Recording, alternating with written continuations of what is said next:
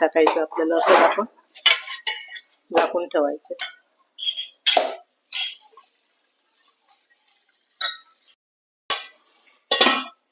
हे बघा आपण 5 मिनिटं झाकून ठेवलं होतं, पाणी वगैरे काही नव्हतं घातलं. हे बघा तेल सुटलं आणि पाणी पण सुटलेलं आहे. हे चांगलं परतून घ्यायचं आपल्याला. आता आपल्याला गरम पाणी टाकायचं.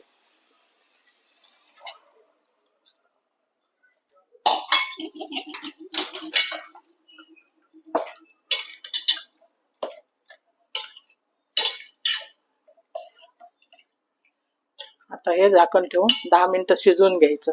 जास्त पण नाही शिजवायचं, कारण मग चिवट होतं ते, म्हणून 10 मिनिटं शिजून 10 मिनिटात शिजतं चिकन.